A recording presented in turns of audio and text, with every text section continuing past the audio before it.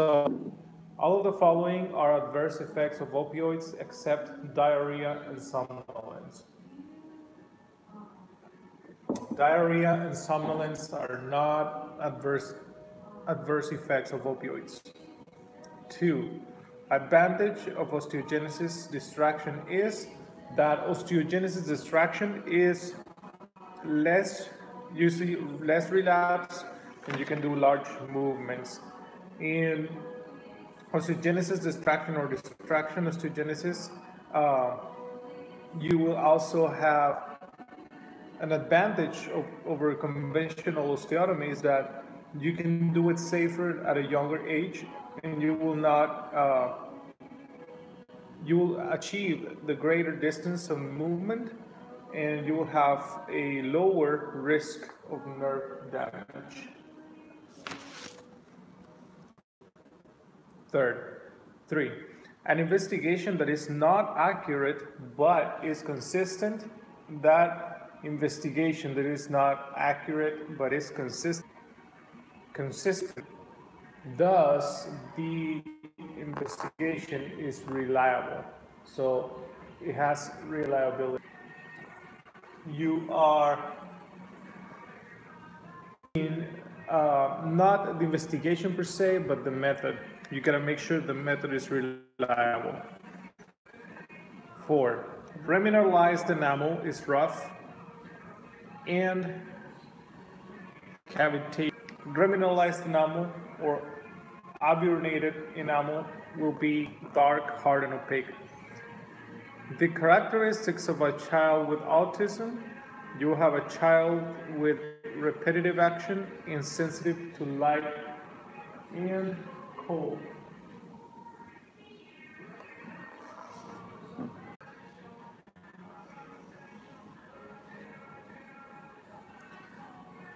Next,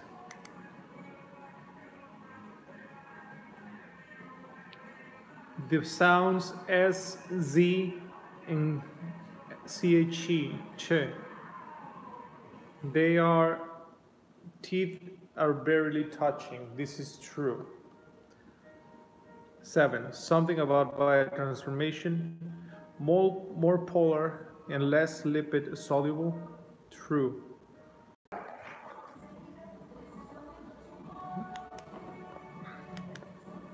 So, biotransformation. Biotransformation is the chemical modification made by an organism or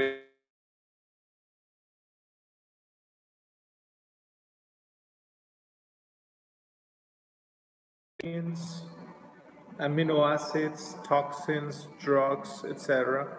in the body. Biotransformation is also needed to render non-polar compounds polar, so that they are not reabsorbed in renal tubules and are excreted. So if your renal tubule, if your kidneys are trying to get rid of a compound, and this compound, the body wants to make sure that it's not reabsorbed, it will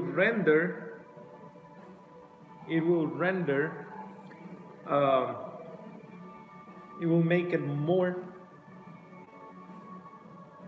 polar or less lipid soluble, so he cannot cross that membrane. So that was number 7. Now, number 8. How much of the population has herpes? 80%. About 65 to 90% nationwide and 80 to 85% in the US. More than 3.7 billion people under the age of 50,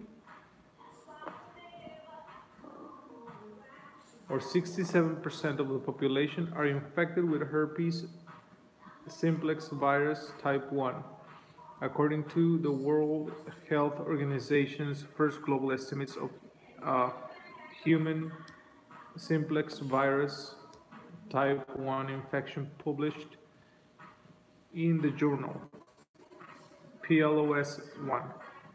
9. Steps of plaque formation. Steps of plaque formation. Number one, a pellicle.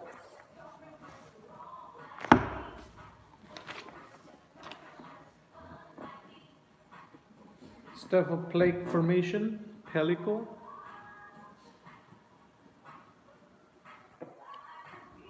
Biofilm,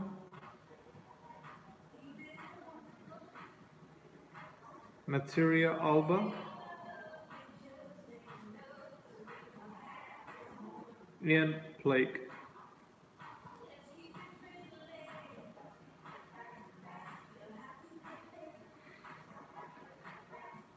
These are the steps of plaque formation.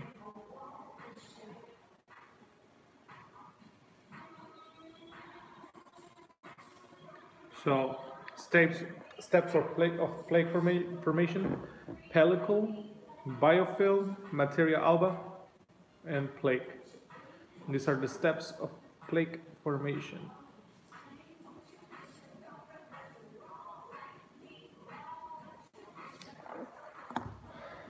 Dose of hydrocortisone taken per year that will indicate that patient has adrenal insufficiency and needs supplement dose for surgery.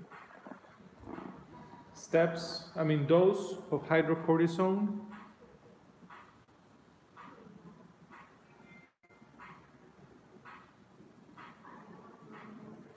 $20 milligrams every 2 weeks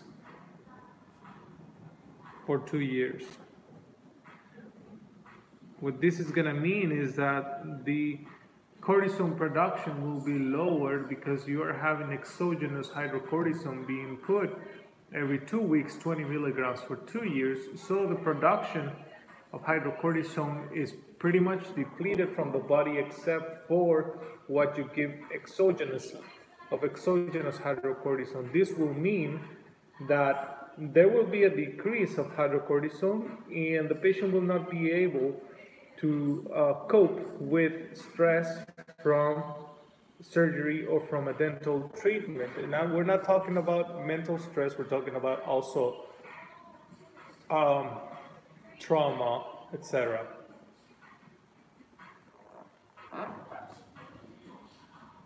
Question number 11.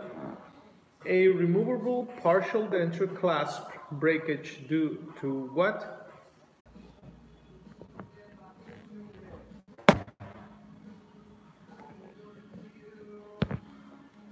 Okay, so 11 says removable partial dentures clasp breakage due to what? And the answer is work hardening. Now, work hardening is also known as plastic deformation and cold working. In this process, the metal is changed, manipulated without the use.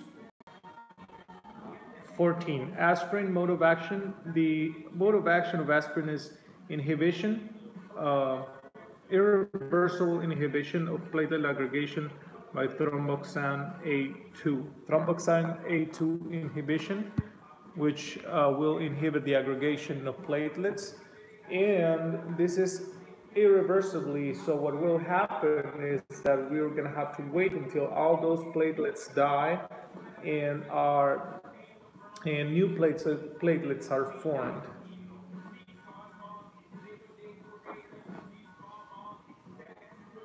Myasthenia gravis. Myasthenia gravis